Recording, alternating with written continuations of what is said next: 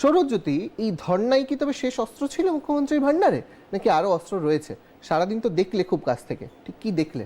তুমি যদি সারাদিনের অভিজ্ঞতা জিজ্ঞাসা করো বেদান্ত, তাহলে আমি এই মুহূর্তে নিজেকে হতবুদ্ধি বলবো, বিভ্রান্ত বলবো, না বিহ্বল বলবো, কোন পরিভাষা ব্যবহার করব? তার কারণ আমি এই মুহূর্তে মানে খুব হতবাক। তার কারণ সকাল থেকে ঠিক দুপুর পর্যন্ত সাংস্কৃতিক অনুষ্ঠান কিন্তু আমরা আজকে দেখেছি।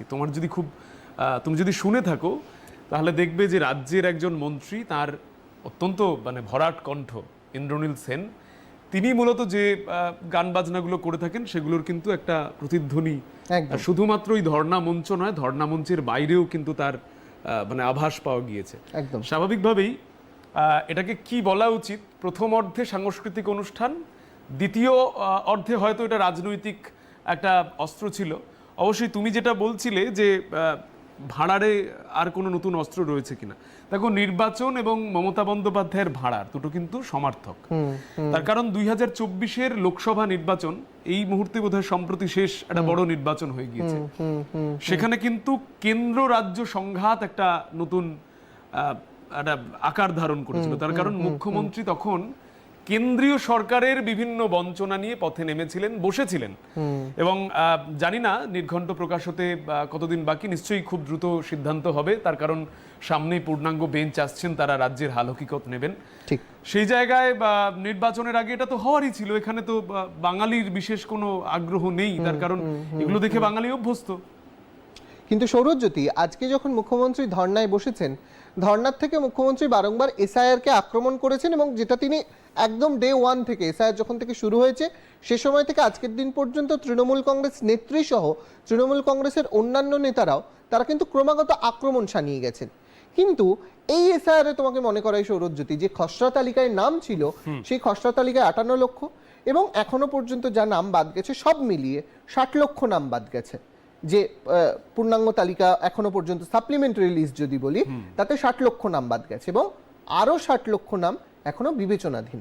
সেই বিবেচনাধীন যারা করছেন, বিভিন্ন রাজ্যের আধিকারিকরা এসছেন, মাননীয় বিচারকরা এসছেন, তারা সেই বিচার প্রক্রিয়া চালাচ্ছেন। কিন্তু এই 60 লক্ষ নামের মধ্যে, অর্থাৎ আমি যদি খসড়া তালিকায় যে 58 লক্ষের হিসাবটা বারংবার এর আগেও আপনাদেরকে দেখিয়েছি, আজও দেখাবো, তাদের মধ্যে কারা ছিল মৃত, কারা ছিল এই রাজ্যে থাকেন না, বা দু জায়গায় নাম রয়েছে এমন, সেই জায়গার থেকে কেন এই বিভ্রান্তির এই অস্ত্রতে কেন বারংবার শান দিচ্ছেন মুখ্যমন্ত্রী?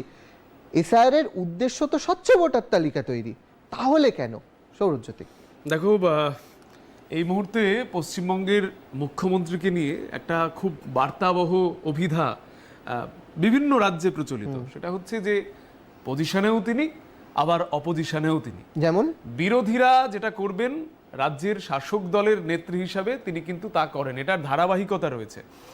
যবে থেকে ওনার রাজনৈতিক আন্দোলন শুরু হয়েছে, মানে যখন তিনি বিরোধী মুখ হিসাবে পরিচিত ছিলেন, তখন তিনি যতটা আক্রমণাত্মক ছিলেন, আজকে যখন তিনি শাসক দলের মুখ, তার দল কিন্তু প্রচার করছে যে 15 বছর রাজ্যে ক্ষমতায় রয়েছে তৃণমূল কংগ্রেস, সেই ক্ষমতা এই মুহূর্তে ক্ষমতা থেকে তাকে বিচ্যুত করা যাবে না। আমি একটা ছোট্ট উদাহরণ বা আমার একটা ছোট্ট অভিজ্ঞতা আমি দর্শকদের উদ্দেশ্যে শেয়ার করব।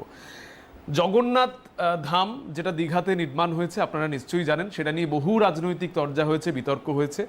এমনই যেদিন জগন্নাথ ধামের সূচনা করতে মুখ্যমন্ত্রী গিয়েছিলেন, এই আগের বছরের যে প্রথম রথযাত্রার দিন, সেদিন কিন্তু বিহারের বিধানসভা নির্বাচনের আগে এসআইআর এর একটা নির্দেশিকা প্রকাশ্যে এসেছিল, নিশ্চয়ই তোমার স্মরণে রয়েছে। পশ্চিমবঙ্গের মানুষ, মানে আজকের এই প্রজন্ম, যারা এসআইআর সম্পর্কে তেমন কিছু জানতেন না, তখন কিন্তু এসআইআর সম্পর্কে জানতে শুরু করে দিয়েছিলেন সৌজন্যে মুখ্যমন্ত্রী মমতা বন্দ্যোপাধ্যায়। আমার মনে আছে তিনি তার যে নিবাস ছিল দীঘাতে, সেখানে রাতারাতি সাংবাদিকদের ডেকে পাঠালেন, যারা সেখানে কভারেজ করছিল তারাও সেখানে গিয়েছিলেন, আমি ছিলাম সেখানে। মুখ্যমন্ত্রী বিহারের এসআইআর নিয়ে অত্যন্ত আতঙ্ক এবং আশঙ্কা প্রকাশ করলেন, এবং তিনি তখন বলে দিয়েছিলেন যে পশ্চিমবঙ্গেও কিন্তু এই এসআইআর এর নাটক হবে। কিন্তু যাই হোক, বিহারের বিধানসভা নির্বাচন শেষ হয়ে গিয়েছে, সেখানেও বিরোধীরা এসআইআর এর বহু বিরোধিতা করেছিল, তাদের সেই বিরোধিতা ধোপে টেকেনি। বলাই বাহুল্য, মুখ্যমন্ত্রীও সেই বিরোধিতায় অংশ নিয়েছিলেন, তারও বিরোধিতা ধোপে টেকেনি। দেখতে দেখতে পশ্চিমবঙ্গে আরও একটা বিধানসভা নির্বাচন চলে এলো।